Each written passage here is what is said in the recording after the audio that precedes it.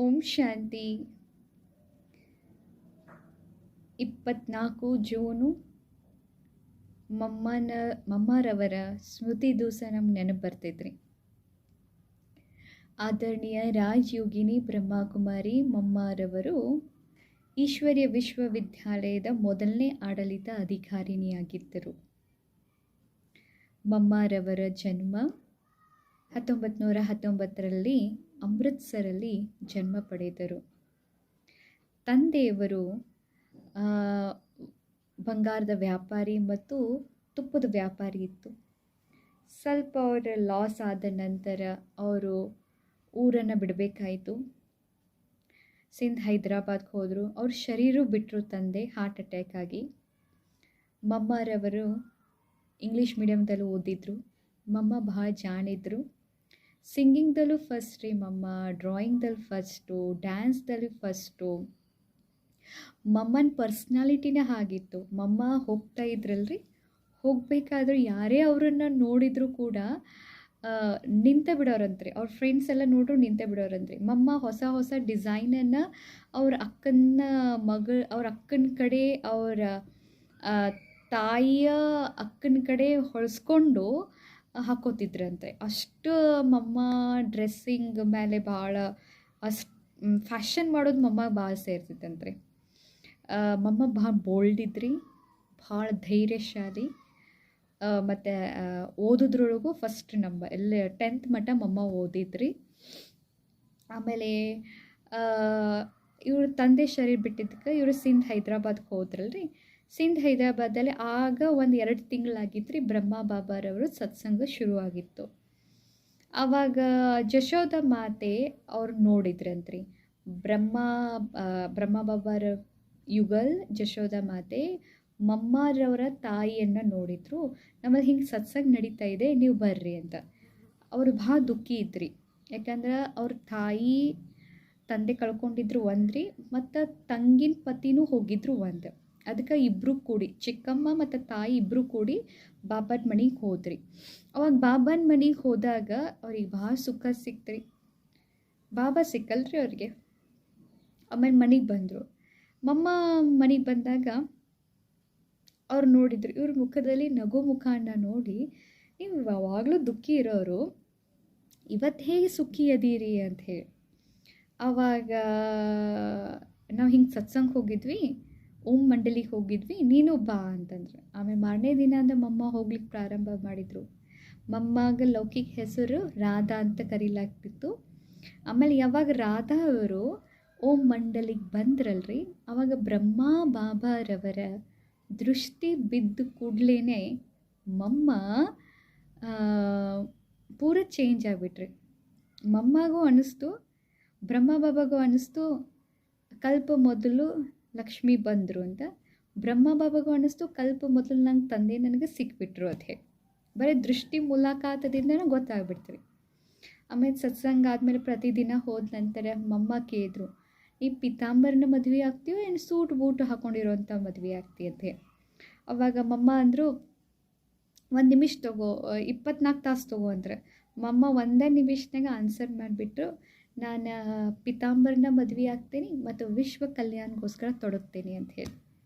ಅವತ್ತಿನಿಂದ ಮಮ್ಮ ಬರಾಕತ್ರಿ, every day ಬರಾತ್ರಿ. ಆದರೆ ಮಮ್ಮ ಆಗಲಿಲ್ಲ, ರಾಧೆ ಇದ್ರಿ. ಖರೆ ಮಮ್ಮ ಹಾಡ ಭಾಳ ಚಂದ ಹಾಡ್ತಿದ್ರಿ. ಮಧುರ ಧ್ವನಿ ಇತ್ತು. ಮಧುರ ಧ್ವನಿ ಇರೋ ಕಾರಣದಿಂದ ಬ್ರಹ್ಮ ಬಾಬಾ ಅಂದ್ರೆ ನಾ ಕಂಪೋಸ್ ಮಾಡ್ತೇನೆ ಹಾಡ, ನೀ ಹಾಡಬೇಕು ಅಂತ ಹೇಳಿ. ಆವಾಗ ಮಮ್ಮ ದಿವಸ ಹಾಡಲಿಕ್ಕೆ ಪ್ರಾರಂಭ ಮಾಡಿದ್ರಿ. ಹಾಡನ್ನು ಕೇಳಲಿಕ್ಕೆ ಹೊರಗಿನವರು ಕೇಳಲಿಕ್ಕೆ ಬರ್ತಿದ್ರು. ಮಮ್ಮ ವೀಣಾನ ನುಡಿಸ್ತಿದ್ರಿ. ಭಾಳ ಮಧುರಿದ್ರು. ಮಮ್ಮನ ಸ್ವಭಾವ ಭಾಳ ಮಧುರು. ಮಮ್ಮ ಎಂದಿಗೂ ಕೂಡ ಯಜ್ಞದಲ್ಲಿ ಬಂದಮೇಲೆ ಸಿಟ್ಟು ಮಾಡೋದಾಗಲಿ ಎಂದು ಮಾಡೇ ಇಲ್ಲ ಅಂತ್ರಿ. ಯಾಕಂದ್ರೆ ಸಿಟ್ಟು ನರ್ಕದ ದ್ವಾರ ಅಂತಿದ್ರಿ ಮಮ್ಮ. ಮತ್ತು ಮಮ್ಮ ದೃಷ್ಟಿ ಒಳಗೂ ಭಾಳ ಅದ್ಭುತವಾದಂಥ ಶಕ್ತಿ.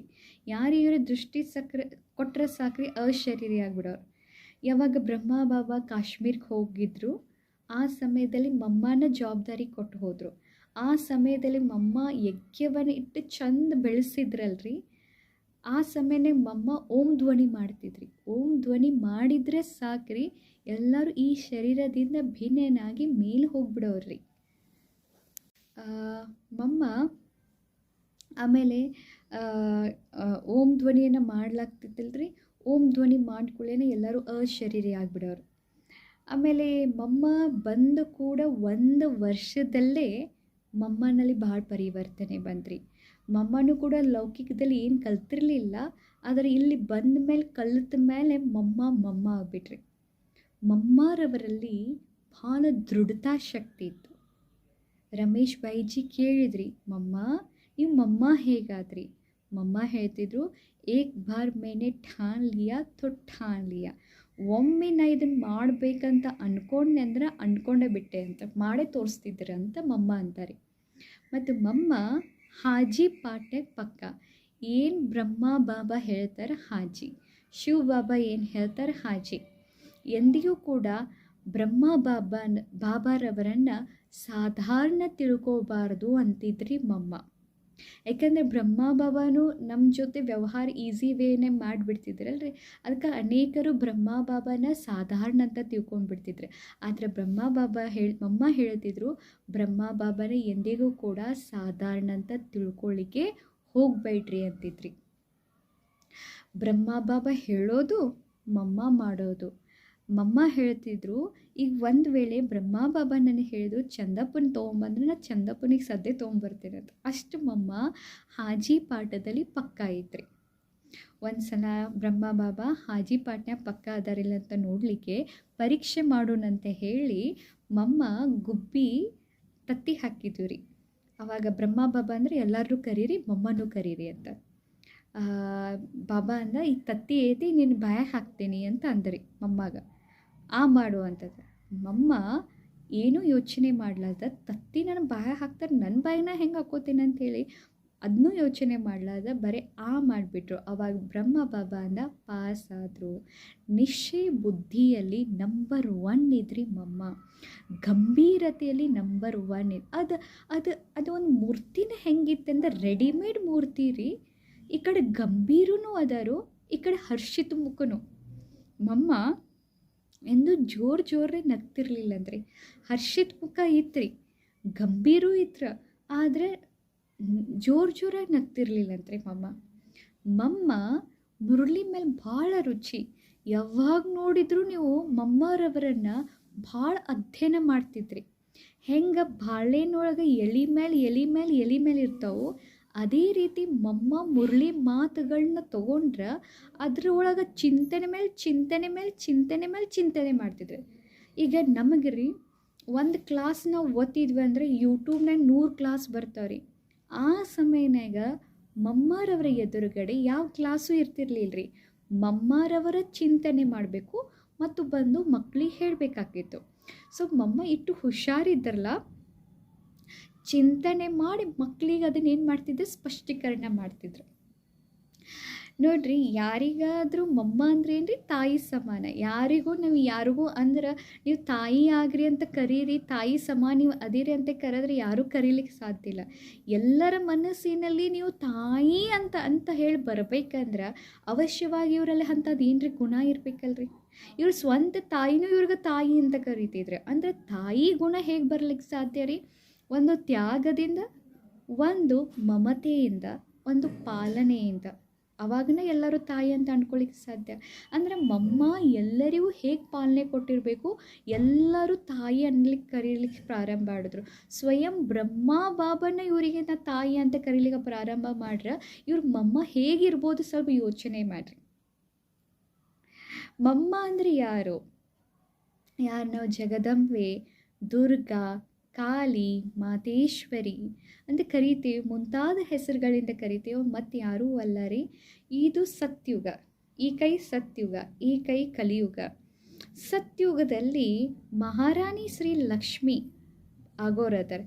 ಅವ್ರು ಆಗೋರದಾರ ಅಂದಮೇಲೆ ಹಿಂದಿನ ಜನ್ಮದಲ್ಲಿ ಅರ್ಥಾತ್ ಸಂಗಮ ಯುಗದಲ್ಲಿ ಏನಾದರೂ ಕರ್ಮ ಮಾಡಿರಬೇಕು, ಅದಕ್ಕೆ ಮುಂದಿನ ಜನ್ಮ ಸತ್ಯುಗದಲ್ಲಿ ಅವರು ಶ್ರೀ ಲಕ್ಷ್ಮಿ ಆದ್ರೆ.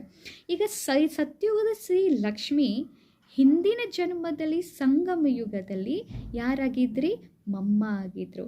ಮಮ್ಮ ತಮ್ಮ ಕರ್ಮದಿಂದ, ಮಮ್ಮ ತಮ್ಮ ಗುಣದಿಂದ, ಮಮ್ಮ ತಮ್ಮ ಪಾಲನೆಯಿಂದ ಎಲ್ಲರಿಗೂ ಏನಾದರೂ ತಾಯಿಯಾದರೂ ಭವಿಷ್ಯದ ಶ್ರೀ ಲಕ್ಷ್ಮೀ ಸೀಟನ್ನು ಫಿಕ್ಸ್ ಮಾಡಿಕೊಂಡ್ರು. ಸೊ ಎಲ್ಲದು ಆಧಾರ ಏನ್ರಿ? ಕರ್ಮ. ಮಮ್ಮನ ಒಂದೊಂದು ಕರ್ಮನೂ ಕೂಡ ಯಾದಗಾರ ಆಕೈತ್ರಿ. ಮಮ್ಮನ ದೃಷ್ಟಿ, ಮಮ್ಮ ಕೇಳುವಂತಹ ಅದು ಒಂದು ತರೀಕಾ ಪದ್ಧತಿ ಅಂದ್ರೆ ಹಿಂಗೆ ಬ್ರಹ್ಮ ಬಾಬಾರೋಗ ಶಿವ ಬಾಬಾ ಬರ್ತಿದ್ರು, ಮಮ್ಮ ಬಾಬಾ ಓದಿಸ್ತಿದ್ರು, ಮಮ್ಮ ಹಿಂಗೆ ಕೇಳ್ತಿದ್ರಲ್ರಿ ಮುರಳಿಯನ್ನು. ಏನು ಕೇಳ್ತಿದ್ರು ಮುರಳಿಯನ್ನು, ಅದನ್ನು ನೆಕ್ಸ್ಟ್ ಮಮ್ಮ ಒಂದು ಸಲ ಏನಾಯ್ತು ರೀ, ಎಲ್ಲರಿಗೂ ಬಾಬಾ ಪಾಯಿಂಟ್ಸ್ ಕೇಳತ್ತಿದ್ರಿ, ಏನೇನು ಪಾಯಿಂಟ್ಸ್ ಓದಿದ್ದೀರಿ ಕೇಳಿದಿರಿ ಹೇಳ್ರಿ ಅಂತ. ಮಮ್ಮ ಕೇಳ್ತಿರ್ಲಿಲ್ಲ. ಅವಾಗ ಎಲ್ಲರೂ ಕೇಳಿದ್ರಂತ, ಮಮ್ಮಗೆ ಯಾಕೆ ಕೇಳಂಗಿಲ್ಲ ನೀವು ಅಂತ. ಅವಾಗ ಆಯ್ತು ಇವತ್ತು ಮಮ್ಮ ಕೇಳ್ತೇನೆ ಅಂತ ಮಮ್ಮ ಕೇಳಿದ್ರಂತ ಬ್ರಹ್ಮ ಬಾಬಾ. ಮಮ್ಮ ಕೇಳಿದ್ರೆ ಪೂರ A to Z ಮುರಳಿಯನ್ನು 1 to 1 point ಹೇಳಿದ್ರಂತೆ. ಹೆಂಗೆ ರೀ ಅಂದರೆ ಮಮ್ಮಗೆ ಹಿಯರಿಂಗ್ ಪವರು ಎಷ್ಟಿತ್ತು, ಕೇಳುವಂಥ ಭಾವನೆಯೂ ಎಷ್ಟಿತ್ತು. ಇಷ್ಟು ಚಂದ ಕೇಳ್ತಿದ್ರಲ್ರಿ ಮಮ್ಮ. ನಂಬರ್ 1 ಆದರೆ ಕೇಳಿದ್ದನ್ನು ಮುರಳಿನ 1 ಪಾಯಿಂಟ್ ಬಿಡ್ಲಾರ್ದ ಹೇಳ್ತಾರಂದ್ರೆ ಹೆಂಗಾಗಿರ್ಬೋದು ರೀ ಮಮ್ಮ? ಸ್ವಲ್ಪ ಯೋಚನೆ ಮಾಡ್ರಿ ಅನ್ನೋರು. ಅಂದ್ರೆ ಮಮ್ಮಂತೊಳಗ್ರಿ ಕೇಳುವಂಥ ಭಾವನೆಯೂ ಭಾಳ ಇತ್ತು. ಮತ್ತು ಮಮ್ಮ ಮುರಳಿಯನ್ನು ಚಿಂತನೆ ಮಾಡುವಂಥ ಕಲಾನೂ ಭಾಳ ಚೆನ್ನಾಗಿತ್ತು. ಮತ್ತು ಮಮ್ಮ ಭಾಳ ಕಡಿಮೆ ಮಾತಾಡ್ತಿದ್ರಿ ಮತ್ತು ಭಾಳ ಸ್ವೀಟ್ ಮಾತಾಡ್ತಿದ್ರಿ. ಎಲ್ಲರಿಗೂ ಸೇರ್ತಿದ್ರಿ ಮಮ್ಮನ ಮಾತು. ಮತ್ತು ಮಮ್ಮ ನಡೆದ್ರೆ ಸಾಕ್ರಿ, ಭೂಮಿ ಮೇಲೆ ನಡೀತಾ ಇದೆ ಅಂತ ಅನ್ನಿಸ್ತಿರ್ಲಿಲ್ಲ ರೀ. ಯಾಕಂದ್ರೆ ಭೂಮಿಗೆ ನಾ ಏನರ ನೋವು ಕೊಟ್ಟನೆ ಅಂದ್ರೆ ಹಿಂಗೆ ಸವಿದು ನಡೆಸ್ತೀವಲ್ಲ, ಚಪ್ಪಲ್ ಸಪ್ಲ ಮಾಡಿ ನಡಿತೀವಲ್ಲ, ಹಂಗೆ ಮಮ್ಮ ಎಂದಿಗೂ ಕೂಡ ಚಪ್ಪಲ್ ಸವಿಸಿ ನಡೀತಿರ್ಲಿಲ್ಲ. ಯಾಕಂದ್ರೆ ಭೂತಾಯಿಗೆ ತ್ರಾಸ ಆಕೈತೆ ಅಂತ ಹೇಳಿ ಮಮ್ಮ ಆ ರೀತಿ ಎಂದೂ ನಡೀತಿರ್ಲಿಲ್ಲ. ಮಮ್ಮನಲ್ಲಿ ನಡೆಯಕತ್ರಂದ್ರೆ ಪ್ರಕಾಶ ಲೈಟ್ ನಡೀತಾ ಇದೆ ಅಂತ ಏನೋ ಅನ್ನಿಸ್ತೈತೆ. ಅಟ್ಟು ಹಗೋರಿ. ಮಮ್ಮನ ದೇಹನೂ ಕೂಡ ಭಾಳ ಹಗೋರೈತ್ರಿ. ಬಳೆ ನೋಡಲಿಕ್ಕೆ ಮಮ್ಮ ದಪ್ಪ ಕಾಣಿದ್ರು ಕೂಡ ಮಮ್ಮ ಭಾಳ ಲೈಟ್ ಅನುಭವ ಅನ್ನಿಸ್ತೈತ್ರಿ. ಯಾರೇ ಅವ್ರ ತೊಡಿ ಮೇಲೆ ಮಲ್ಕೊಂಡ್ರೂ ಕೂಡ ಭಾಳ ಹಗೂರತೆಯ ಫೀಲಿಂಗ್ ಮಮ್ಮನಿಂದ ಬರ್ತಿದ್ರಿ. ಯಾರೇ ಅವ್ರ ಹತ್ರ ಹೋದರೂ ಕೂಡ ಸುಖದ ಫೀಲಿಂಗ್ ಆಕೈತಿ. ಮಮ್ಮ ಎಲ್ಲರಿಗೂ ಸುಖ ಕೊಟ್ರಿ, ಅದಕ್ಕೆ ಮಮ್ಮ ಆತ್ರಿ. ಮತ್ತು ಹಿಂಗೆ ಈಗೇನೋ ನಾವು ಮಾಡ್ತಾ ಇದ್ವಿ ಅಂತ ತಿಳ್ಕೊರಿ, ಇಲ್ಲಿಂದ ಮಮ್ಮ ಹಾದು ಹೋದ್ರು, ಇಲ್ಲಿಂದ ಮಮ್ಮ ಹಾದು ಹೋಗಿದ್ದಾರಂತೂ ಗೊತ್ತಾಗ್ತಿರ್ಲಿಲ್ಲ ರೀ. ಅಷ್ಟು ಮಮ್ಮನಲ್ಲಿ ಹಗೂರತೆ ಮಮ್ಮಂತೋಗಿದ್ರಿ. ಮತ್ತು ಮಮ್ಮ ಪಾಲನೆ ಹೇಗೆ ಕೊಡ್ತಿದ್ರಂದ್ರೆ ಎಲ್ಲರಿಗೂ. ಯಾಕಂದ್ರೆ ಬ್ರಹ್ಮ ಬಾಬಾ ನೋಡ್ರಿ ಒಂದು ಸಣ್ಣ ಕನ್ಯೆ. ಯಾವಾಗ ಬಾಬಾ ಅವ್ರದ್ದು ಬಂದಿದ್ದಲ್ರಿ ಅವಾಗ 14 ವರ್ಷ ಇತ್ತು. 14 ವರ್ಷದ ಸಣ್ಣ ಕನ್ಯೆ ಅವ್ರನ್ನ ಬಾಬಾ ನಿಮಿತ್ತ ಮಾಡಿದ ಎಲ್ಲ ಯಜ್ಞವನ್ನು ನೋಡ್ಕೊಳ್ಳಿಕ್ಕೆ. ಸೊ ಸ್ವಲ್ಪ ನೋಡ್ಕೊಳ್ಳಿಕ್ಕೆ ಏನ್ರಿ ಜವಾಬ್ದಾರಿ ಕೊಟ್ಟ ಮೇಲೆ ಎಲ್ಲದಕ್ಕೂ, ಯಾಕಂದ್ರೆ ಮಮ್ಮ ಎಲ್ಲದಕ್ಕೂ ಅಷ್ಟು ಕ್ಯಾಪಬಿಲಿಟಿ ಇತ್ತು ಮಮ್ಮ. ಸೊ ಮಾಡಲಿಕ್ಕೆ ಸ್ವಲ್ಪ ಜನ ಈರ್ಷ್ಯಾ ಪಡಾಕತ್ರಿ. ಅವಾಗ ಒಂದು ದಿನ ಮಮ್ಮ ದಿಂಬು ತೊಗೊಂಡು ಅತ್ತರಿ, ನನಗೆಲ್ಲರೂ ಇದು ಮಾಡ್ತಾರೆ ಅಂತ ಹೇಳಿ. ಅವಾಗ ಗೊತ್ತಾಯ್ತು ಬ್ರಹ್ಮ ಬಾಬಾ ಕರೆದ್ರೆ, ನೀನು ಮುಂದೆ ಒಂದು ದಿವಸ ಅಳಬಾರ್ದು ಅಂತ ಹೇಳಿ ಪ್ರತಿಜ್ಞೆ ಮಾಡಿಸ್ಕೊಂಡ್ರು. ಅವತ್ತಿನಿಂದ ಮಮ್ಮ ಏನು ಮಾಡಿಕೊಂಡ್ರು, ಯಾರು ಏನೇ ಇವ್ರ ಜೊತೆ ವ್ಯವಹಾರ ಮಾಡ್ರು, ಯಾಕಂದರೆ ಹಿಂಗೆ ಬರೋದಲ್ರಿ ಎಲ್ಲ ವಿಶೇಷತೆ ಭಗವಂತ ಇವ್ರಿಗೆ ಕೊಟ್ಟ ಮೇಲೆ ಎಲ್ಲರೂ ತಗೋ ಇವರ ಬರಾಕತ್ತಕೂಡಲೇ ಸ್ವಲ್ಪ ಹೊಟ್ಟೆ ಕಿಚ್ಚು ಪಡೋರು ಇರತ್ತಾರೆ, ಅವ್ರಿಗೂ ತ್ರಾಸ ಆಗತ್ರಿ. ಅವ್ರಿಗೂ ತ್ರಾಸ ಆದ್ಕೊಳ್ಳೆ ಮಮ್ಮ ಏನು ಮಾಡೋರಂದ್ರೆ ಎಲ್ಲರನ್ನೂ ಹೊಟ್ಟೆ ಹಾಕೋಕತ್ತೆ. ಯಾರು ಇವ್ರ ಜೊತೆ ಹೆಂಗೆ ಕೆಟ್ಟದ್ದು ವ್ಯವಹಾರ ಮಾಡ್ತಾರಲ್ಲ ಅವಾಗ, ಯಾಕಂದ್ರೆ ಬ್ರಹ್ಮ ಬಾಬು ಎಲ್ಲದಕ್ಕೂ ಮಮ್ಮನ ಮುಂದಿಡಾಕತ್ತೆ ಅಂದ್ಕೊಳ್ಳಿ ಇವ್ರಿಗೆ ಸ್ವಲ್ಪ ತ್ರಾಸ ಆಗತ್ತೆ. ಸೊ ಸ್ವಲ್ಪ ತ್ರಾಸ ಆದ್ಕೊಳ್ಳಿ ಏನು ಮಾಡಕತ್ರಿ ಮಮ್ಮ ಎಲ್ಲರದ್ದು ಹೊಟ್ಟೆ ಹಾಕೋಕತ್ತೆ. ಅದಕ್ಕೆ ಹೊಟ್ಟೆ ಹಾಕೋತಾರಂತ ಸಂತೋಷಿ ಮಾತಾ ಅಂತ ಹೇಳಿ ಗಾಯನ ಆಗ್ತೈತಿ. ಸೊ ಮಮ್ಮ ಯಾವಾಗ ಅಳಾಕತ್ರು ಬಾಬಾ ಅವ್ರ ಕಡೆ ಪ್ರತಿಜ್ಞೆ ಮಾಡಿಸ್ಕೊಂಡ್ರು, ನೀವು ಅಳಬಾರ್ದಂತ ಹೇಳಿ. ಆಮೇಲೆ ಒಂದು ದಿನ ಒಂದು ಭಾಳ ಚೆನ್ನಾಗಿ ಹಾಡಿತ್ರಿ. ಆ ಹಾಡವನ್ನು ರೇಡಿಯೋದಲ್ಲಿ ಕೇಳಾಕತ್ತಿದ್ರು. ಅದು ಇಷ್ಟು ಚಂದ ಹಾಡಾತಿ ಎಲ್ಲರೂ ಅಳಾಕತ್ರಂತ್ರಿ. ಮಮ್ಮನ ಕಣ್ಣೀರ್ನಾಗ ನೀರು ಬಂದು ಹೊರಗೆ ಬರಲಿಲ್ಲ. ಅವಾಗ ಕೇಳಿದ್ರಂತ, ಇಷ್ಟೆಲ್ಲರೂ ನಾವು ಅಳಾದೆ ನಿಮಗೆ ಹೆಂಗೆ ಅಳು ಬರಲಿಲ್ಲ? ಅಷ್ಟು ಚಂದ ಮೀನಿಂಗ್ಫುಲ್ ಭಾಳ ಹಾರ್ಟ್ ಟು ಹಾರ್ಟ್ ಟಚಿಂಗ್ ಹಾಡೈತಿ, ನಿಮ್ಗೆ ಯಾಕೆ ಬರಲಿಲ್ಲ? ಅವಾಗ ರೀ ಮಮ್ಮ ಅಂದ್ರತ್ತ, ನಾನು ಬಾಬಾನ ಕಡೆ ನಾ ಪ್ರತಿಜ್ಞೆ ಮಾಡಿಸಿದ್ದೀನಿ, ನಾ ಅಳುವುದಿಲ್ಲ ಅಂತ, ಅದಕ್ಕೆ ನಾ ಅಳಾಕತ್ತಿಲ್ಲ ಅಂತ ಹೇಳಿ. ಹಿಂಗೆ ಮಮ್ಮಗೆ ಏನು ಮಾಡ್ತಿದ್ರಂತ್ರಿ ಇವರು ಅಷ್ಟು ಚಂದ ಎಲ್ಲರಿಗೂ ಪಾಲನೆ ಕೊಡ್ತಿದ್ರು. ಮತ್ತು ಎಲ್ಲರೂ ಕರೆಯವ್ರಂತ್ರಿ, ಬ್ರಹ್ಮ ಬಾಬಾ ಭೇಟಿಯಾಗೋಣ ಬಾ ಹಂಗೆ ಮಾಡಿ ಅಂದ್ರೆ ಎಲ್ಲರೂ ಮಕ್ಕಳೆಲ್ಲ ಕೆರೆಯರತ್ತೆ. ಆದರೆ ಮಮ್ಮ ಬರ್ತಿರ್ಲಿಲ್ಲಂತ್ರಿ. ಅವಾಗ ಬ್ರಹ್ಮ ಬಾಬಾಗೆ ಬಂದು ಹೇಳತ್ತೆ, ಮಮ್ಮ ಬರೋವಲ್ ನೋಡ್ರಿ ಅಂತ. ಬ್ರಹ್ಮ ಬಾಬಾ ಅನ್ನೋರು, ಹೋಗಿ ನೋಡ್ಕೊಂಬರ್ರಿ ಏನು ಮಾಡತ್ತಾರ ಮಮ್ಮ ಅಂತ. ಮಮ್ಮ ಕದ ಲಾಚ್ ಇಷ್ಟ ಹಾಕೊಂಡಿತ್ರಿ, ಸ್ವಲ್ಪ ಒಳಗಿನ ಸೈಡ್ ಕಾಣ್ತೈತ್ರಿ ಅವ್ರ ರೂಮ್ದು. ಅವಾಗ ಮಮ್ಮ ಕಣ್ಣೀರು ಹೊಂಟಿತ್ತಂದ್ರೆ. ಕಣ್ಣೀರು ಯಾಕೆ ಹೊಂಟಿತ್ತು ಅಂತ ಬ್ರಹ್ಮ ಬಾಬಾ ಬಂದು ಹೇಳ್ತಾರೆ ಮಕ್ಕಳು. ಮಮ್ಮ ಅಳಾಕತ್ತಾರಿ. ಮಮ್ಮ ಎದಕ್ಕೆ ಅಳಾಕತ್ತಾರು? ಬಾಬಾ ನೆನಪಲೆ ಅಳಾಕತ್ತಾರ. ಅಷ್ಟು ಮಮ್ಮ ನೆನಪು ಮಾಡ್ತಿದ್ರಿ ಬಾಬಾನ. ಕರೆಕ್ಟ್ 2 ಗಂಟೆಗೆ ಅಂದ್ರೆ ಮಮ್ಮ ಹೇಳೋರ್ರಿ. ಯಾರೇ ಎಷ್ಟೇ ಲೇಟಾಗಿ ಮಲ್ಕೊಂಡ್ರು, ರಾತ್ರಿ 12 ಆದರೂ ಕೂಡ ಒಂದ್ಸಲ VIP ಭೇಟಿಯಾಗಿ ಗೊತ್ತೈತೆ 12ಕ್ಕೆ ಹೋಗ್ತಾರೆ ಅವ್ರು. ಮುಂಚೆ ಎಲ್ಲರೂ ಅಂದ್ಕೊಂಡ್ರು ಮಮ್ಮ ಇವತ್ತು ಲೇಟಾಗಿ ಹೇಳ್ಬೋದು ಅಂತ. ಕರೆಕ್ಟ್ ಮಮ್ಮ 2 ಗಂಟೆಗೆ ಎದ್ರಿ.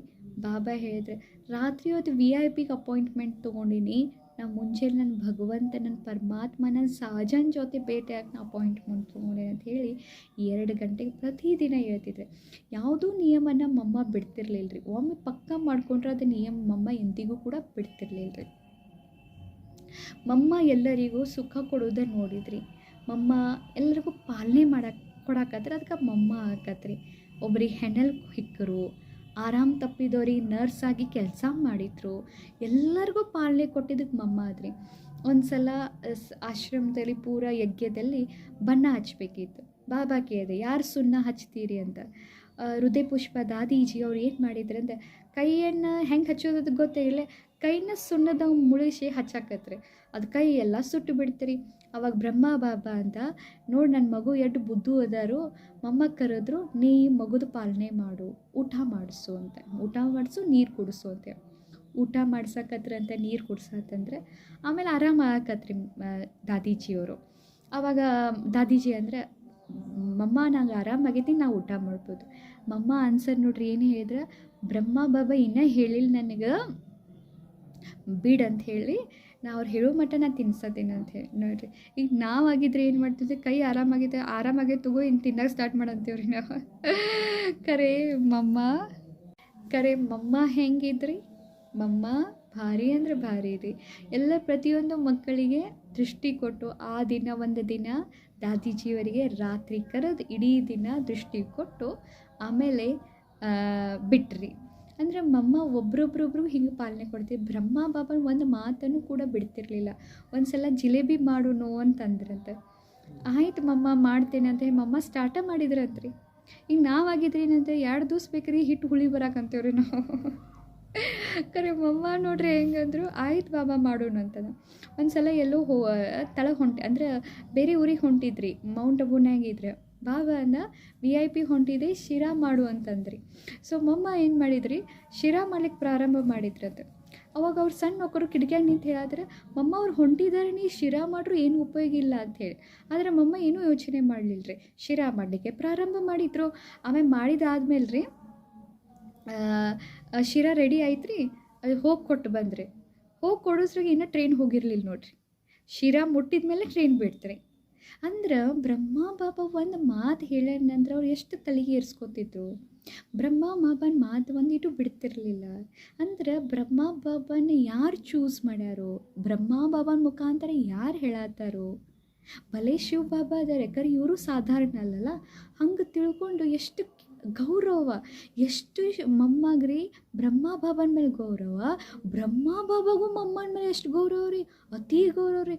ಒಂದು ಸಲ ರೀ ಮಳೆ ಬರಾಕತ್ತೈತ್ರಿ. ಮಮ್ಮ ಎಲ್ಲೋ ಸೇವಾ ಮಾಡಿ ಬಂದಿದ್ರಿ. ಈ ಮಮ್ಮ ಸೇವಾ ಮಾಡಿ ಬಂದರು, ಮಳೆ ಬರಾತೈತಿ, ತೋರ್ಸ್ಕೊಂಬರ್ತಾರಂತ ಹೇಳಿ ಎಲ್ಲರನ್ನೂ ಕರೆದ ಶೆಡ್ ಮಾಡಿಸಿದ್ರಿ. ಶೆಡ್ ಮಾಡಿಸಿ ಮಮ್ಮನ ಆಹ್ವಾನ ಮಾಡಿರಿ. ಅಷ್ಟು ಬ್ರಹ್ಮ ಬಾಬಾನು ಸ್ವಯಂ. ಬ್ರಹ್ಮ ಬಾಬಾಗೆ ಏಜ್ ಎಸ್ರಿ 70-80, ಮಮ್ಮಗೆ ಏಜ್ ಎಸ್ರಿ 30-35 ರೀ. ಯೋಚನೆ ಮಾಡಿರಿ, ಅಷ್ಟು ಗೌರವ ಕೊಡೋರಿ. ಅಂದ್ರೆ ಬ್ರಹ್ಮ ಬಾಬಾಗ ಮಮ್ಮ ಯಾರಂತ ಗೊತ್ತಿತ್ರಿ, ಮಮ್ಮಾಗ ಬ್ರಹ್ಮ ಬಾಬಾ ಯಾರಂತ ಗೊತ್ತಿದೆ. ಅದಕ್ಕೆ ರೀ ಅಷ್ಟು ಚಂದ ಆಡಳಿತನೂ ಆ ಸಮಯದಲ್ಲಿ ಆಯ್ತು ರೀ. ಇಷ್ಟು ಆದಮೇಲೆ ಬ್ರಹ್ಮ ಬಾಬಾನು ಒಂದೊಂದು ಸಲ ರೀ, ಮಮ್ಮ ನೀ ಜಗದಂಬೆ, ನೀ ಸರಸ್ವತಿ, ನೀ ಕಾಳಿ ಅಂತ ಹೇಳ್ಕೊಂಡು ಅವ್ರದ್ದು ಫೋಟೋ ಇಟ್ಕೊಂಡು ಪೂಜೆ ಮಾಡಿಬಿಡ್ತಿದ್ರಂತ. ಎಲ್ಲರನ್ನೂ ಕರ್ಕೊಂಡು ಇವ್ರದ್ದು ಪೂಜೆ ಮಾಡೋರಂತ್ರಿ ಮಮ್ಮ ಅಂತ. ಹಾಗೇನೇ ಇದ್ರಲ್ರಿ ಮಮ್ಮ. ನಾವು ಮುರಳಿಯೊಳಗೂ ಕೇಳ್ತೇವೆ, ಮಮ್ಮನ ಬಗ್ಗೆ ಎಷ್ಟು ವರ್ಣನೆ ಮಾಡ್ತಾರೆ ಸ್ವಯಂ ಶಿವ ಬಾಬಾ. ಜ್ಞಾನದ ಸಾಗರ ಶಿವ ಬಾಬಾ ಸ್ವಯಂ ರೀ. ಆ ಜ್ಞಾನ ದೇವಿ ಸರಸ್ವತಿಯನ್ನು ಎಷ್ಟು ವರ್ಣನೆ ಮಾಡ್ತಾರೆ. ಮಮ್ಮ ನಂಗೆ ಇನ್ನೂ ಮಠನೂ ಯಾರೂ ಸೇವಾ ಮಾಡಿಲ್ಲ ಅಂತ ಹೇಳಿ ಬಾಬಾ ವರ್ಣನೆ ಮಾಡ್ತಾನೆ ರೀ ಮುರಳಿ ಒಳಗೆ. ಇನ್ನೂ ಮಠ ಯಾರೂ ಮಾಡಿಲ್ಲ ಅಂತ್ರಿ. ಅವ್ರನ್ನ ಎಲ್ಲರೂ ತಯಾರು ಮಾಡಿದವ್ರು ದಾದಿ ಅಲ್ರಿ. ಮಮ್ಮ ಎಲ್ಲೇ ಹೋಗ್ತಿದ್ರಲ್ರಿ ಕುಮಾರಿಗಳು ಬಲಿ ಆಗೋರ ರೀ. ಬಾಬಾ ಬಂದು ಕೇಳೋರಂತ್ರಿ, ಬಚ್ಚಿ ಕಿತ್ನಾ ಬಲಿ ಚಡಿ ಅಂತ ಕೇಳೋರಂತ್ರಿ. ಮಮ್ಮ ಒಂದು ಕಡೆ ಹೋದ್ರೆ 10 ಬಲಿ ತೊಗೊಂಡ ಬರೋರಂತ್ರಿ. ಅಷ್ಟು ಮಮ್ಮ ನೋಡ್ರನ ಆಕರ್ಷಣ ಮೂರತ್ತಿದ್ರಿ ಮಮ್ಮ. ಅಷ್ಟು ಹಗೂರಿದ್ರಿ. ಮತ್ತು ಬಳೆ ದಪ್ಪಿದ್ರು ಭಾಳ ದಪ್ಪ ಅದಾರ ಇವ್ರು ತಿಂತಾರಂತೇಳಿ ಒಬ್ರು ಅಕ್ಕೋರು ಯೋಚನೆ ಮಾಡಿರತ್ತೆ. ಖರೆ ಅವ್ರು ರಾತ್ರಿ ನೋಡ್ರೆ ಫುಲ್ ಒಳ್ಳೆ ಬಾಯ್ಲ್ಡ್ ಅಂದ್ರೆ ಕುದಿಸಿದ ಬರೀ ಕಾಯಿಪಲ್ಯ ರೀ, ಅದಕ್ಕೆ ಉಪ್ಪು ಇಲ್ಲಾಗಿದ್ರಿ. ಅಂಥದ್ದು ಆಹಾರನ ಅವ್ರು ತಿಂತಿದ್ರಿ. ಮತ್ತು ಮಮ್ಮ ಒಂದು ಸಲ ಊಟ ಮಾಡಕತ್ರ ತಳಗಡೆ ಇಟ್ಕೊಂಡು ಊಟ ಮಾಡ್ತಿದ್ರು. ಒಂದಿಟ್ಟು ಆಜು ಬಾಜು ಇವ್ರ ತಟ್ಟೆನಾಗ ಏನು ಹಾಕ್ಯಾರು, ನನಗೇನು ಹಾಕ್ಯಾರು ಏನೂ ನೋಡ್ತಿರ್ಲಿಲ್ಲ ರೀ ಮಮ್ಮ. ತಲೆಯನ್ನು ಹಾಕಿ ಎಲ್ಲ ಪ್ರಸಾದವನ್ನು ಸ್ವೀಕಾರ ಮಾಡ್ತಿದ್ರಂತೆ. ಬಾಬಾ ನೆನಪಲೇ ಅವ್ರು ಪ್ರಸಾದ ಊಟ ಮಾಡ್ತಿದ್ರು. ಹಿಂಗೆ ನಮ್ಗೆ ಅದು ಬೇಕು, ಈ ಚಟ್ನಿ ಬೇಕು, ಈ ಚಟ್ನಿ ಬೇಕಂತ ಹೆಂಗೆ ನಾವು ತಟ್ಟೆನೇ ಹಾಕೋತಿರೋ ಹಂಗೆ ಹಾಕೋತಿರ್ಲಿಲ್ಲಂತ್ರಿ. ಒಂದು ಸಲ ತಟ್ಟೆನೇ ಬಡಿಸಾರಾದ್ಮೇಲೆ ಅದನ್ನು ತಿನ್ನೋದು ಅಷ್ಟೇ, ಮತ್ತೆ ಈ ಕಡೆ ನೋಡೋತಿರ್ಲಿಲ್ಲಂತ್ರಿ. ಮೌನ್ಲಿ ಊಟ ಮಾಡ್ತಿದ್ರಂತೆ ಈ ಮಮ್ಮ. ಮತ್ತು ಮಮ್ಮ ಯಾವುದೋ ಕರ್ಮವನ್ನು ಮಾಡಬೇಕಾದ್ರೆ ಹುಕುಮ್ ಮಾಡಿಸ್ತಾಯಿದ್ರು. ನಾನೇನು ಮಾಡ್ತಾಯಿಲ್ಲ, ಬಾಬಾ ಮಾಡ್ಸತ್ತಾನೆ ನಾವು ನಿಮಿತ್ತದೆ. ಒಂದು ಗೋಧಿನೂ ಹಸನ್ ಮಾಡಕತ್ರ ಅನ್ಕೋತಿದ್ರಂತ, ನಾ ಆತ್ಮ ಈ ಕರ್ಮೇಂದ್ರಿಗಳ ಮೂಲಕ ಮಾಡ್ಸಾತೀನಿ. ಮತ್ತು ಮಮ್ಮ ಯಾವಾಗಲೂ ಅಂತಿದ್ರಂತ, ನಾ ಸೂಕ್ಷ್ಮವತ್ತನ್ಯಾಗ ಅಡ್ಡಾಡಕತ್ತೇನೆ ಅನ್ಕೋತಿದ್ರಂತ್ರಿ ಮಮ್ಮ ಯಾವಾಗೂ. ಒಂದು ಸಲ ಕಾರ್ನಾಗ ಹೊಂಟಿದ್ರೆ ನಾವು ಕಾರ್ನಾಗ ಹೊಂಟ್ರೆ ಏನು ಮಾಡ್ತೀವಿ, ಆಜು ಬಾಜು ನೋಡ್ತೀವಿ. ಖರೆ ಮಮ್ಮ ಒಟ್ಟು ಕಾರ್ನಾಗ ಆಜು ಬಾಜು ನೋಡ್ತಿರ್ಲಿಲ್ಲಂತೆ. ಒಂದು ಸಲ ಇವರೇ ಹೋಗ್ಬೇಕಾದ್ರೆ ನಿರ್ವೇರ್ ಬಾಯ್ಜಿ ಏನಂದ್ರು, ಅಲ್ಲಿ ಒಂದು ಫೌಂಟೇನ್ ನೀರು ಬೀಳಾತಿದ್ರಿ. ಈ ನೀರು ಫೌಂಟೇನ್ ಬೀಳೋದು ನೋಡಿ ಅಷ್ಟು ಚಂದ ಇಲ್ಲ, ಇದನ್ನು ನಾವು ಬಾಬಾನ ಸೇವಾನಾಗ ತೊಡಗಿಸ್ಬೋದಲ್ಲ ಅಂತ ಅಂದ್ಕೊಳ್ಳೆ ಮಮ್ಮ ನೀವು ಅದನ್ನು ನೋಡಿದ್ರೇನ ಅಂತ ಕೇಳಿದ್ರಂತ್ರಿ ನಿರ್ವೇರ್ ಬಾಯ್ಜಿ. ಅವಾಗ ಮಮ್ಮ ಅಂದ್ರೆ, ಆ ವಿನಾಶಿ ಜಗತ್ ವಸ್ತುವನ್ನು ನಾ ಯಾಕೆ ನೋಡಲಿ ಅಂತ ನೋಡತ್ತಿರ್ಲಿಲ್ಲಂತ್ರಿ. ಒಟ್ಟು ಲೌಕಿಕ ಜಗತ್ತು ಜೊತೆ ಬಾಬಾ ಹೇಳ್ತಾನಲ್ಲ, ವೈರಾಗ್ಯ ಅಂದ್ರೆ ವೈರಾಗ್ಯ, ಅದು ವಿನಾಶ ಆಗೋದೈತಂದ್ಮೇಲೆ ಅದ್ರ ಕಡೆ ಲಕ್ಷ್ಯ ಯಾಕೆ ನಾವು ಅಂತಿರ್ತೀವಿ ಇದು ಸೇವಾಗ ಉಪಯೋಗ ಆಕೈತ್ಲ. ಖರೆ ಇಲ್ಲ, ಬಾಬಾ ಸೇವಾಗ ಏನರ ಉಪಯೋಗ ಮಾಡಿಸೋದಿತ್ತಂದ್ರೆ ಟಚಿಂಗ್ ಮಾಡಿಸ್ತಾರೆ. ಸೊ ಇಂಥದ್ದು ಅಂದ್ರೆ ನೋಡ್ರಿ, ಅದಕ್ಕೆ ಮಮ್ಮ ರೀ ಫಸ್ಟ್ ನಂಬರ್ ಯಾಕೆ ಕರ್ಮಾತೀತ ಆಗ್ತಾರಂತ ರೀ, ಮಮ್ಮ ಪ್ಯೂರಿಟಿ ನಂಬರ್ 1 ರೀ. ಮಮ್ಮ ಬಲೆ ಕುಮಾರಿ ರೀ, ಬೇರೆ ಕುಮಾರಿ ಇರೋದ್ರಿಂದ ಭಾಳ ಫಾಸ್ಟ್ ಹೋದ್ರಿ. ಮಮ್ಮ ಬುದ್ಧಿಲೇನೂ ಭಾಳ ಚುರುಕಿದ್ರಿ. ಮಮ್ಮ ಕರ್ಮದ ಗುಯ್ಯಗತಿನೂ ಭಾಳ ಚೆನ್ನಾಗಿ ತಿಳ್ಕೊಂಡಿದ್ರಿ. ಅದಕ್ಕೆ ಮಮ್ಮ ಯಾವುದು ಮಾಡೋದ್ರಿಂದ ಪುಣ್ಯ ಗಳಿಕೆ ಆಕೈತೆ ಅಂದ್ರೆ ಎಲ್ಲನೂ ತಿಳ್ಕೊಂಡಿರೋ ಕಾರಣದಿಂದ ನಂಬರ್ 1 ಹೋಗ್ತಾರೆ ಮಮ್ಮ. ಯೋಚನೆ ಮಾಡಿರಲ್ಲ, ಬ್ರಹ್ಮ ಬಾಬಾ ಗುಣಗಾನ ಮಾಡ್ತಾರೆ, ಮಮ್ಮ ಗುಣಗಾನ ಮಾಡ್ತಾರೆ ಅಂದರೆ ಏನು ಸಾಧಾರಣ ರೀ. ಇಡೀ ಯಜ್ಞದಲ್ಲಿ ನಮ್ಮ ಒಬ್ಬರ ಜೊತೆ 2 ಜೊತೆ ಮಂದಿ ಜೊತೆ ಹೊಂದಾಣಿಕೆ ಆಗೋದಿಲ್ಲ ರೀ. ಆ ಸಮಯದಲ್ಲಿ ಯಜ್ಞದಲ್ಲಿ 300 ಜನ ಇದ್ರಿ, 300 ಜನ. ಮತ್ತಿಟ್ಟು ಸೌಲಭ್ಯನೂ ಇಲ್ಲಾಗಿದ್ರಿ. ಭಾಳ ಸೌಲಭ್ಯ, ಏನೋ ತಿನ್ನಲಿಕ್ಕೆ ಉಣ್ಲಿಕ್ಕೆ ಎಲ್ಲ ಸೌಲಭ್ಯ ಭಾಳ ಅನಾನುಕೂಲ ಇತ್ತು. ಆದರೂ ಕೂಡ ಅಂಥ ಸಮಯದಲ್ಲಿ ಆ 300 ಜನ ಅವರಿಗೆ ಮಮ್ಮ ಅಂತ ಕರೀತಾರಂದರೆ ಯೋಚನೆ ಮಾಡಿರಿ, ಮಮ್ಮ ಯಾವ ತಾಕತ್ಲೆ ಅವ್ರನ್ನ ಪಾಲನೆ ಕೊಟ್ಟಿರಬೇಕು.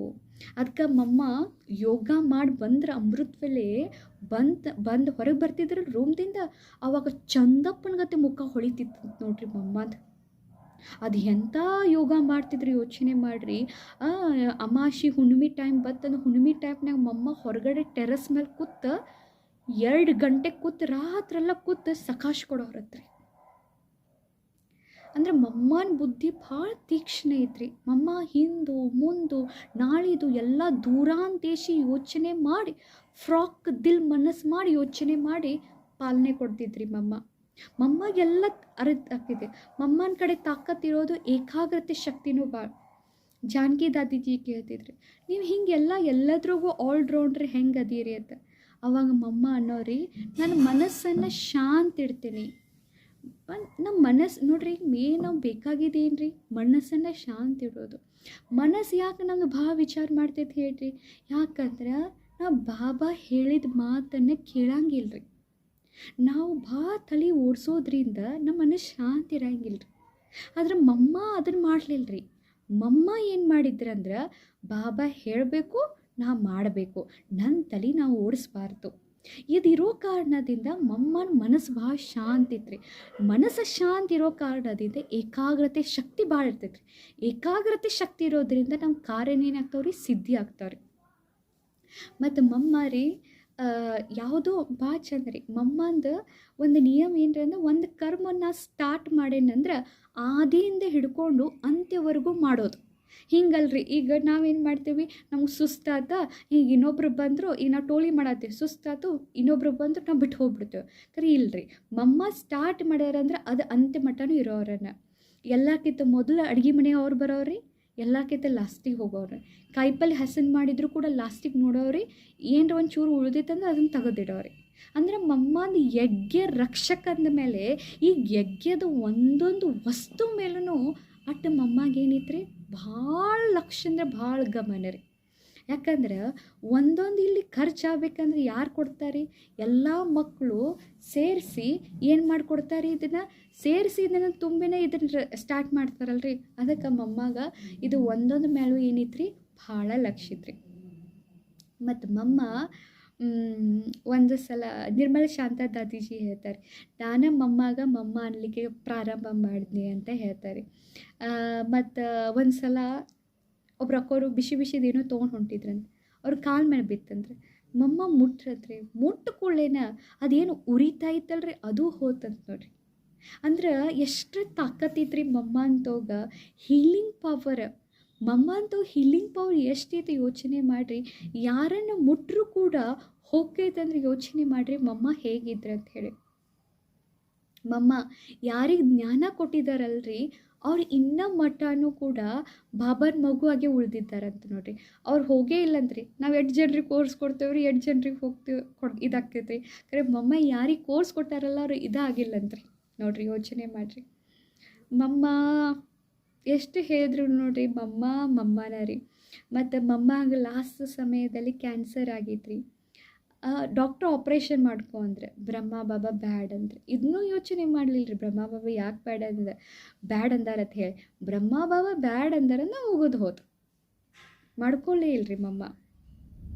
ಅಂತಿಮ ಸಮಯನಾಗೂ ಕೂಡ ಭಾಳ ಒಂದು ಮಾರ್ಫಿನ್ ಅಂತ ಹೇಳಿ ಟ್ಯಾಬ್ಲೆಟ್ ಕೊಡ್ತಿರ್ತದೆ, ಭಾಳ ನೋವು ಅದಾಗನೇ ಕೊಡ್ತಾರಂತ್ರಿ.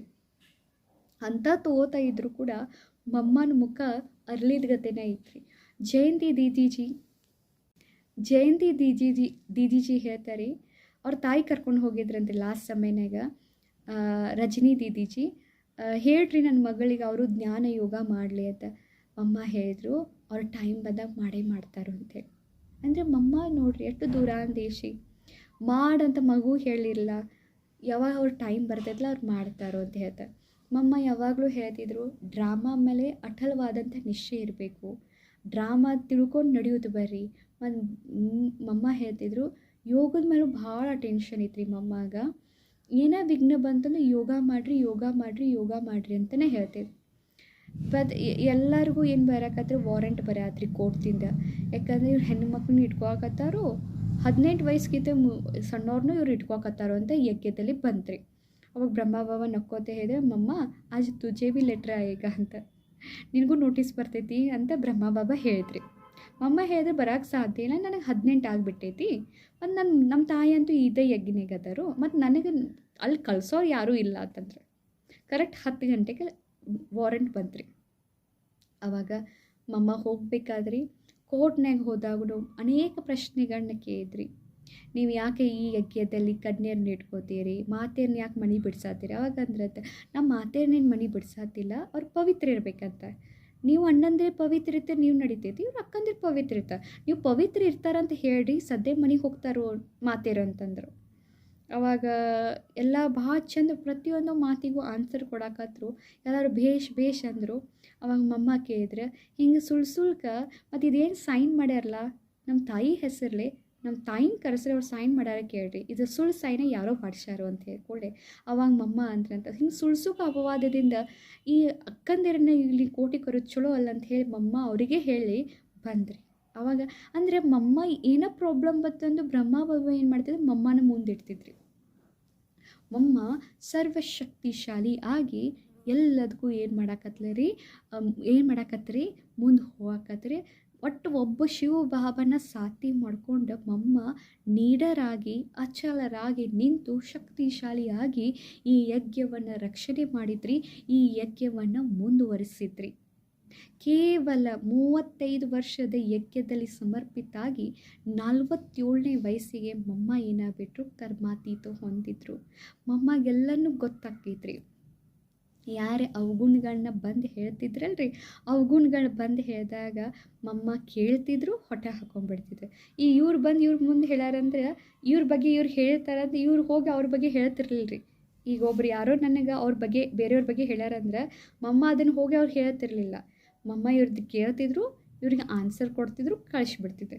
ಇನ್ನು ಅವ್ರು ಬರ್ತಿದ್ರಲ್ರಿ, ಅವ್ರದ್ದು ಕೇಳ್ತಿದ್ರು, ಹೊಟ್ಟೆ ಹಾಕೋತಿದ್ರು, ಆನ್ಸರ್ ಹೇಳಿ ಕಳಿಸ್ಬಿಡ್ತಾರೆ. ಇವ್ರದ್ದು ಹೋಗಿ ಅವ್ರಿಗೆ, ಇವ್ರದ್ದು ಹೋಗಿ ಹೇಳಿ ಹಿಂಗೇನು ಮಾಡ್ತಿರ್ಲಿಲ್ಲ ರೀ. ಮಮ್ಮ ಇಷ್ಟು ಹಗರಿದ್ರಲ್ಲ, ಅವ್ರ ಮುಂದೆ ಅವಗುಣ ಹೇಳಕ್ಕೆ ಹೋದ್ರನ ಹೇಳ್ಬೇಕು ಅನ್ನಿಸ್ರೋಗ ಮರೆತು ಬಿಡ್ತಿದ್ರಂತೆ. ಅಷ್ಟು ಮಮ್ಮ ಅಂತೋಗಿ ಏನೈತ್ರಿ, ತಾಕತ್ತಿತ್ರಿ.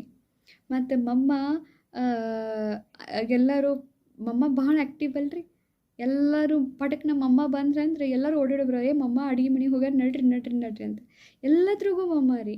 ಚಪಾತಿ ಬೇಯಿಸೋದ್ರೋಗ, ಒಂದು ಟೋಳಿ ಮಾಡೋದ್ರೋಗ ಯಾವುದಿದೆ ಬರಂಗಿಲ್ಲಪ್ಪ ಅಂತ ಹೇಳಿ ಮಮ್ಮ ಎದುರೋಗಿಲ್ಲಾಗಿದ್ರಿ. ಮಮ್ಮ ಅಟ್ಟ ಹರ್ಷಿತ ಮುಖ, ಮಮ್ಮ ಅಟ್ಟ ಶಕ್ತಿಶಾಲಿ ರೀ. ಎಂಥ ವಿಕಾರಿ ಆತ್ಮ ಎದುರುಗಡೆ ಬಂದರೂ ಅವ್ರನ್ನ ಪರಿವರ್ತನೆ ಮಾಡಿ ಕಳಿಸ್ತಿದ್ರು. ಮಮ್ಮ ಒಂದು ಸಲ ಯಾರೋ ಭಕ್ತ ಆತ್ಮ ಓಡೋಡೋ ಬರತ್ತೆ, ಮಮ್ಮ ಅವ್ರ ಸಲುವಾಗಿ ವೇಟ್ ಮಾಡ್ಕೊಂಡು ಹೊರಗೆ ಕೂತ್ಕೊಂಡು ಅವ್ರನ್ನ ಭೇಟಿ ಮಾಡಿ ಅವ್ರನ್ನ ಕಳಿಸ್ಕೊಟ್ರಂತ್ರಿ. ನಿರ್ವೈರ್ ಬಾಯ್ಜಿ ಹೇಳ್ತಿದ್ರು. ಮಮ್ಮ ಅವ್ರಿಗೂ ಕೂಡ ಆಪ್ ಅಂತ ಮಾತಾಡ್ತಿದ್ರಂತೆ. ನಿರ್ವೈರ್ ಬಾಯ್ಜಿ ಹೇಳಿದೆ, ನಾವಂತೂ ಸಣ್ಣವ್ರದ್ವಿ, ನಿಮ್ಮ ಮಮ್ಮ ಅದೇ, ನೀವ್ಯಾಕೆ ಆಪ್ ಅಂತೀರಿ, ನೀವ್ಯಾಕೆ ನಾವು ಅಂತೀರಿ, ನಾನು ಹೆಸರು ಕೊಟ್ಟು ಕರೀಲ್ಲ ಅಂತ. ಮಮ್ಮ ಅನ್ನೋರು, ನಾ ಆತ್ಮಕ್ಕೆ ಗೌರವ ಕೊಡತ್ತೀನಿ, ನೀ ಬಳಿ ಶರೀರದಿಂದ ಸಣ್ಣವರಿದ್ರು, ನಾ ಆತ್ಮಕ್ಕೆ ಗೌರವ ಕೊಡತ್ತೀನಿ ಅಂತಿದ್ದೆ. ಅಂದರೆ ಸಣ್ಣವ್ರಿಗೂ ಅಷ್ಟು ಗೌರವ, ಸಣ್ಣವ್ರಿಗೂ ಅಷ್ಟು ಸ್ನೇಹ. ಒಂದು ಸಲ ಒಬ್ರು ಅಕ್ಕೋರು ಟೇಲ್ರಿಂಗ್ ಕೆಲಸ ಮಾಡ್ತಿದ್ರು. ಅವ್ರಿಗೆ ಬ್ಲೌಸ್ ಏನೋ ಹೊಳ್ಯಾಕೆ ಬರ್ತಿತ್ತು, ಅದು ಕೋಟ್ ಹೊಳ್ಯಾಕೆ ಬರ್ತಿರಲಿಲ್ಲ. ಮಮ್ಮ ನಂಗೆ ಕೋಟ್ ಹೊಳ್ಯಾಕೆ ಬರೋದಿಲ್ಲ, ಬ್ಲೌಸ್ ಬರ್ತಿದೆ. ಮಮ್ಮ ಅಂದರೆ ಕೋಟ್ ಹೊಳ್ಯಾಕೆ ಬರ್ತಿತ್ತಲ್ಲ, ನೀನು ಬ್ಲೌಸ್ ಹೊಳ್ಯಾಕೆ ಬರೋದಿಲ್ಲ, ಬ್ಲೌಸ್ ಹೊಳ್ಯಾಕೆ ಬರ್ತೈತೆ ಅಂದ್ರೆ ಕೋಟು ಕೂಡ ಹೊಳ್ಯಾಕೆ ಬರ್ತೈತಿ, ಬರೀ ಹೂ ಅನ್ನೋದು ಮಾಡು ಅಂತಂದ್ರೆ. ಅಂದರೆ ಬರೀ ಹೂ ಅಂದಿದ್ದಕ್ಕೆ ಅನೇಕ ವಿಶೇಷತೆಗಳು ನಮ್ಮಲ್ಲಿ ಬರಲಿಕ್ಕೆ ಪ್ರಾರಂಭ ಆಗ್ತಾವೆ. ನಾವು ಏನು ಮಾಡ್ಬೇಕ್ರಿ, ಕೇವಲ ಹೂ ಅನ್ಬೇಕು ನೋಡ್ರಿ. ಎಲ್ಲರಿಗಿಂತ ದೊಡ್ಡ ಸಮರ್ಪಣೆ ಮಣಿ ಬಿಡೋದು, ಡ್ರೆಸ್ ಹಾಕೋದು ಸಮರ್ಪಣೆ ಅಲ್ರಿ. ಸಮರ್ಪಣೆ ಎಲ್ಲೈತಂದ್ರೆ ಬುದ್ಧಿಯ ಸಮರ್ಪಣೆ. ಏನು ದೊಡ್ಡವ್ರು ಹೇಳ್ತಾರೋ ಕೇವಲ ಹೂ ಒಂದು ಮಾಡೋದ್ರಿಂದನೇ ದೊಡ್ಡ ಸಮರ್ಪಣೆ ರೀ. ಈ ಸಮರ್ಪಣೆ ಒಳಗೆ ಭಾಳ ಶಕ್ತಿ ಐತ್ರಿ, ಇದ್ರ ಭಾಳ ತಾಕತ್ತು ಐತಿ. ಮಮ್ಮನಲ್ಲಿ ಸಹನಶೀಲತೆನೂ ಭಾಳ ಇತ್ತು. ಒಂದು ಸಲ ಒಬ್ರು ಅಕ್ಕೋರು ಮನೋಹರ್ ದಾದೀಜಿ ಹೇಳ್ತಾಯಿದ್ರು, ದಾದಿ ಮಮ್ಮ ನಾ ಭಾಳ ಸೇವಾ ಮಾಡ್ತೀನಿ, ಆದರೆ ಇವ್ರು ಅಕ್ಕೋರು ಅದಲ್ಲ ಕೇವಲ ಬ್ರಹ್ಮ ಬಾಬಾ ಬಂದ್ಕೊಳ್ಳಿ ಮುಂದೆ ಮಾಡ್ತಾರಂತ. ಅದಕ್ಕೆ ಮಮ್ಮ ಹೇಳಿದ್ರೆ, ನಿನ್ನ ಕರ್ಮ ನಿನ್ನ ಹತ್ರ, ಅವ್ರ ಕರ್ಮ ಅವ್ರ ಹತ್ರ. ನಿನ್ನ ಕರ್ಮ ಮಾಡಿದ ಬಾಬಾ ಗೊತ್ತೇ ಐತಿ, ಅವ್ರ ಕರ್ಮ ಮಾಡಿದ ಅವ್ರಿಗೆ ಗೊತ್ತೈತಿ. ಯಾರು ಶೋ ಮಾಡ್ತಾರಲ್ಲ ಅವ್ರ ಸಂಸ್ಕಾರ ಐತಿ, ಅದಕ್ಕೆ ಯಾಕೆ ತಲೆ ಕೆಡ್ಸ್ಕೊತಿ ಅಂತಿದ್ರಿ ಮಮ್ಮ. ಹಂಗಾರಿ ಮಮ್ಮ ಭಾಳ ಗುಪ್ತ ಪುರುಷಾತಿದ್ರಿ. ಮಮ್ಮನ ಪುರುಷಾತ್ ಗೊತ್ತೇ ಇರ್ತಿರ್ಲಿಲ್ಲ. ಮತ್ತು ಒಬ್ರೊಬ್ರು ಕೇಳ್ತಿದ್ದೆ ಅಂದೆ, ಮುರಳಿ ಹೋಗಿ ಏನರೇ ಹಿಂಗೆ ಬಂತಂದ್ರೆ ಕೇಳ್ತಿದ್ದೆ, ಮಮ್ಮ ನಿಮ್ದೇನು ವಿಚಾರ ಇತ್ತು? ಅವಾಗ ಮಮ್ಮ ಅನ್ನೋರು, ನಂದೇನು ವಿಚಾರ ಐತಿ, ಬಾಬಾ ಹೇಳಿಬಿಟ್ರೆ ಮುಗಿದೋದು, ನಂದೇನು ವಿಚಾರ, ನಂದು ವಿಚಾರ ಅಂತ ಏನೈತಿ ಅನ್ನೋರ ಹತ್ರ. ಮತ್ತು ಒಮ್ಮೆ ಕೇಳ್ತಿದ್ದೆ, ಮಮ್ಮ ಈ ಮುರಳಿಯಾಗಿ ಬಾಬಾ ಹಿಂಗೆ ಹೇಳ್ಯಾರೋ ಒಮ್ಮೆ ಹಿಂಗೆ ಹೇಳ್ಯಾರಲ್ಲ ಅಂತ. ಬಾಬಾ ಹಂಗೆ ಹೇಳ್ಯಾರಂದ್ರೆ ಹಂಗೆ, ಹಿಂಗೆ ಹೇಳ್ಯಾರಂದ್ರೆ ಹಿಂಗೆ, ಅದ್ರ ನಮ್ದೇನೋ ಯೋಚನೆ ಮಾಡೋದೆ. ಈಗ ಒಬ್ಬರು ಉಲ್ಟಾ ಕ್ವಶನ್ ಕೇಳ್ತಿದ್ದೆ, ಹಿಂಗೆ ಇದಕ್ಕೇನು ಹೇಳ್ಬೋದು ನೀವು ಅಂತಂದಾಗ ಅವಾಗ ಮಮ್ಮ ಹೇಳ್ತೀವಿ, ಇದಕ್ಕೇನು ಬಾಬಾ ಏನು ಆನ್ಸರ್ ಹೇಳಿಲ್ಲ, ಅದಕ್ಕೆ ನನಗೂ ಗೊತ್ತಿಲ್ಲ ಅಂತ ಅಂದ್ಬಿಡೋದಂತ್ರಿ. ಅಂದ್ರೆ ಮಮ್ಮ ಒಟ್ಟು ಬುದ್ಧಿಯನ್ನು ಓಡಿಸತ್ತಿರ್ಲಿಲ್ಲ. ಬಾಬಾ ಹೇಳಿದ ಮೇಲೆ ಬಾಬಾ ಇದನ್ನು ಮಾಡಂದಾಗ ಬುದ್ಧಿ ಓಡಿಸೋದ್ರಿ. ಕರೆ ತಮ್ಮದು ಬುದ್ಧಿ ಮೊದಲ ಓಡಿಸ್ತಿರ್ಲಿಲ್ಲ ರೀ. ಮತ್ತು ಮುರಳಿ ಮಾಡೋಕ್ಕಿಂತ ಮುಂಚೆ, ಬಾಬಾ ಬರೋಕ್ಕಿಂತ ಮುಂಚೆ ಮಮ್ಮ ಅದ್ರದ್ದು ಚಿಂತನೆ ಮಾಡಿ ಹೇಳ್ತಿದ್ರಂತ್ರಿ. ಆವಾಗ ಬ್ರಹ್ಮ ಬಾಬಾ ಬಂದ್ರಿಲ್ಲೋ ಮಮ್ಮ ಹೇಳೋದು ಪಿನ್ ಡ್ರಾಪ್ ಸೈಲೆಂಟ್. ಮಮ್ಮ ಒಂದು ಮಾತಾಡ್ತಿರ್ಲಿಲ್ಲ ಅಂದ್ರೆ. ಒಂದು ಸಲ ಬಾಬಾ ಬಂದಿದ್ರಂತೆ, ಮುರಳಿ ಸ್ಟಾರ್ಟ್ ಆತಂದ್ರೆ, ಮಮ್ಮ ಎಲ್ಲೋ ಬೇರೆ ಕೆಲಸನಾಗಿದ್ರಂತ, ಓಡೋಡಿ ಬರೆಸ್ರೋಗ ಲೇಟ್ ಆತಂತ, ಮಮ್ಮ ಮೆಟ್ಲ್ನಾಗ ಕೂತ್ರಂತೆ. ಅಷ್ಟು ಮುರಳಿ ಮೇಲೆ ಮಮ್ಮಾಗೇನೈತ್ರಿ ಭಾಳ ಏನೈತಂದ್ರೆ ಬೆಳೆ ಐತೆ ನೋಡ್ರಿ. ಮುರಳಿ ಸ್ಟಾರ್ಟ್ ಆಗೈತಿ, ಅದಕ್ಕೆ ಹೊರಗೆ ಕೂತ್ರೆ ನಾವು ಮುರಳಿ ಸ್ಟಾರ್ಟ್ ಆಗಿರ್ತೈತೆ ರೀ 7:10 ಆಗಿರ್ತೈತೆ ರೀ 7:15 ಆಗಿರ್ತೈತೆ ರೀ ಆಮೇಲೆ ಒಳಗೆ ಬರ್ತೀವಿ ರೀ ನಾವು. ಕರೆ ಮಮ್ಮ ಹಂಗಿರ್ಲಿಲ್ಲ ರೀ. ಮಮ್ಮನಲ್ಲಿ ಭಾಳ ಕಲಿಯುವಂಥದ್ದು ಐತ್ರಿ. ಅದು ಎಷ್ಟು ಕಲಿತ್ರೂ ಕೂಡ ನಾವೇನು ರೀ ಕಡಿಮೆ ಅನ್ಬೋದು. ಒಂದು ಸಲ ಆಶಾ ದೀದೀಜಿ ಹೇಳ್ತಾರೆ, ಅವ್ರ ತಾಯಿ ಅಡುಗೆ ಮನೆಯೊಳಗೆ ಸೇವೆ ಮಾಡ್ತಿದ್ರಂತೆ. ಮಮ್ಮ ನೋಡ್ರಂತೆ ಪೂರಾ ದಿನ ಅಡುಗೆ ಮನೆಯೊಳಗೆ ಸೇವೆ ಮಾಡತ್ತಾರೆ. ಈ ಮಾತೆ ಇವ್ರ ಮಕ್ಳು ಏನು ಮಾಡ್ತೀರಿ, ಇವ್ರ ಮಕ್ಕಳನ್ನ ಚಿಲ್ಕ ಹಾಕಿ ಬರ್ತಾರಂತ. ನಾನು ನೋಡಲಿ ಇವ್ರ ಮಕ್ಕಳನ್ನ ಚಿಲ್ಕ ಹಾಕಿ ಬಂದರೆ ಇವ್ರ ಮಕ್ಳು ಎಂಥವ್ರು ಅಂತ ಕರೆಸಿದ್ರಂತ.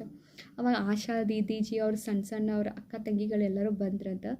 ಅವಾಗ ಆಶಾ ದೀದೀಜಿ ಅವರಿಗೆ ಮಮ್ಮ ಏನು ಮಾಡಿದ್ರೆ ಕೈಲೇ ತುತ್ತು ತಿನ್ನಿಸಿದ್ರೆ. ಅದಕ್ಕೆ ಪ್ರತಿದಿನ ಇವರಿಗೆ ಚಿಲ್ಕ ಹಾಕ್ಕೊಂಡು ಬರ್ತಾರೋ, ಇವ್ರ ತಾಯಿ ಅಲ್ಲಿ ಅಡುಗೆ ಮಾಡ್ತಾರೋ, ಮಕ್ಕಳನ್ನೆಲ್ಲರೂ ಚಿಲ್ಕಾನಾಗ ಇಡ್ತಾರೆ. ಅದ್ರ ದೊಡ್ಡ ಮಗಳು ಯಾರಿ ಆಶಾ ಅಕ್ಕೋರು. ಅದಕ್ಕೆ ರೀ ಆಮೇಲೆ ಬಾಬಾ ಅವರಿಗೆ ಮಮ್ಮ ಅವರಿಗೆ ಪಾಲನೆ ಕೊಟ್ಟರು, ಒಂದೊಂದು ತುತ್ತನ್ನು ತಿನ್ನಿಸಿದ್ರಂತ. ಅಷ್ಟು ಪ್ರೀತಿ ಕೊಟ್ರಂತ. ನನ್ನ ತಾಯಿನೂ ಅಷ್ಟು ಪ್ರೀತಿ ಕೊಡೋಕ್ಕೆ ಸಾಧ್ಯ ಇಲ್ಲ, ಅಷ್ಟು ಪ್ರೀತಿ ಕೊಟ್ಟರು ಅಂತ ಹೇಳ್ತಾರೆ ಯಾರಿ ಆಶಾ ದೀದೀಜಿ. ಮತ್ತು ಮಮ್ಮ ಹೇಳ್ತಿದ್ರು, ಜಾನಕಿ ದಾದೀಜಿ ಕೇಳಿದ್ರಂತ ಏನು ಪುರುಷಾರ್ಥ ಮಾಡಲಿ. ಅವಾಗ ಮಮ್ಮ ಹೇಳಿದ್ರು, ಪ್ರತಿ ಕ್ಷಣನೂ ಅಂತಿಮ ಕ್ಷಣ ಅಂತ ತಿಳ್ಕೊಂಡು ಪುರುಷಾರ್ಥ ಮಾಡು, ಭಾಳ ಮುಂದೆ ಹೋಗ್ತಿ ಅಂತ ಹೇಳ್ತಿದ್ರಿ. ಹಂಗೆ ಮಮ್ಮ ಎಲ್ಲರನ್ನೂ ಕೂಡ ತಮ್ಮ ಸಮಾನ ಮಾಡ್ಕೊಂಡ್ರಿ. ಇನ್ನೂ ಮಟ್ಟ ಮಮ್ಮನ ಎಲ್ಲರೂ ನಾವು ನೆನಪು ಮಾಡ್ತೀವ್ರಿ. ಅಂದರೆ ಮಮ್ಮ ಎಲ್ಲರಿಗೂ ಕೂಡ ಪಾಲನೆ ಕೊಡ್ಬೇಕಂದ್ರೆ ಮಮ್ಮ ಎಷ್ಟು ತ್ಯಾಗಿ ಇದ್ದರು ಮತ್ತು ಮಮ್ಮ ಎಷ್ಟು ಭರ್ಪೂರಿದ್ರು. ಭರ್ಪೂರು ಇರೋ ಕಾರಣದಿಂದ ಬೇರೆಯವರಿಗೆ ಕೂಡ ನಾವೇನು ಮಾಡೋಕ್ಕೆ ಸಾಧ್ಯ ಐತ್ರಿ, ಕೊಡಲಿಕ್ಕೆ ಸಾಧ್ಯ. ಮಮ್ಮ ಎಷ್ಟು ಜನರನ್ನು ಕೂಡ ತಮ್ಮ ಸಮಾನ ಮಾಡಿಕೊಂಡ್ರು. ಎಷ್ಟು ಜನರಿಗೆ ಸುಖ ಕೊಟ್ಟರು, ಎಷ್ಟು ಜನರಿಗೆ ಖುಷಿ ಕೊಟ್ಟರು, ಎಷ್ಟು ಜನರಿಗೆ ಶಾಂತಿ ಕೊಟ್ಟರು, ಎಷ್ಟು ಜನರಿಗೆ ಶಕ್ತಿ ಕೊಟ್ಟರು. ಒಂದು ಸಲ ಮಮ್ಮ ಬೆಂಗಳೂರದಲ್ಲಿ 1 ತಿಂಗಳು ಸೇವಾ ಮಾಡಿದ್ದು ಕೂಡ ಹೇಳ್ತಿರ್ಲಿಲ್ಲಂತ್ರಿ. ಹೇಗೆ ಸೇವೆ ಆಯಿತು, ಚಲೋ ಆಯಿತು. ಖರೆ ಎಷ್ಟು ತ್ರಾಸಾಗೈತಿ ಏನಾಗೈತಿ ಏನೂ ಹೇಳ್ತಿಲ್ಲ, ಚಲೋ ಆಯ್ತು ಅಷ್ಟು ಕೂಡ ಮಮ್ಮ ಏನು ಮಾಡ್ತಿರ್ಲಿಲ್ಲ ರೀ, ವರ್ಣನೆ ಮಾಡ್ತಿರ್ಲಿಲ್ಲ. ಇಂಥ ಮಮ್ಮನ ಡೇ ಸ್ಮೃತಿ ದಿವಸ ತಂದು ನಾವೆಲ್ಲರೂ ಮಮ್ಮನ ಸಮಾನ ಮಾಸ್ಟರ್ ಮಮ್ಮ ಆಗೋಣ್ರಿ. ಒಂದು ಯಾವುದೇ ಗುಣನ ಈ ಮಮ್ಮನ ಸ್ಮೃತಿ ದಿವಸ ತಂದು ನಾವೆಲ್ಲರೂ ಏನು ಮಾಡಿಕೊಂಡು ನಮ್ಮ ಜೀವನದಲ್ಲೇ ಧಾರಣ ಮಾಡಿಕೊಂಡು ರೀ. ಓಂ ಶಾಂತಿ. ಥ್ಯಾಂಕ್ ಯು ಬಾಬಾ, ತಮಗೂ ಥ್ಯಾಂಕ್ ಯು ರೀ.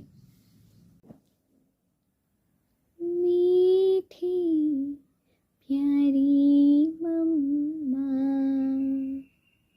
ममतामयी जगदम्बा, तुझे याद करे दुनिया, तूने प्यार जो हमको दिया. मीठी प्यारी मम्मा, ममतामयी जगदम्बा, वो नैन रूहानी तेरी करती सबको पावन, वो नैन रूहानी तेरी करती सबको पावन, सुन मृद वाणी तेरी बन जाए मन मधुबन, जो भी तुझे देखे वो समझे तुम्हें अपनी माँ. मीठी प्यारी मम्मा, ममतामयी जगदम्बा, तेरी पालना मम्मा आज याद हमें आई,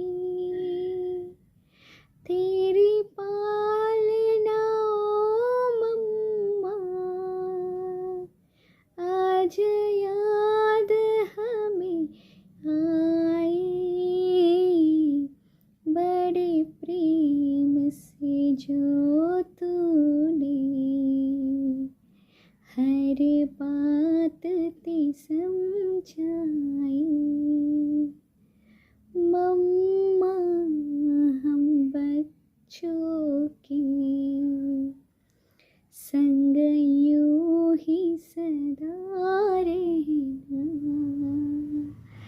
मीठी प्यारी मम्मा, ममता मई जगदम्बा।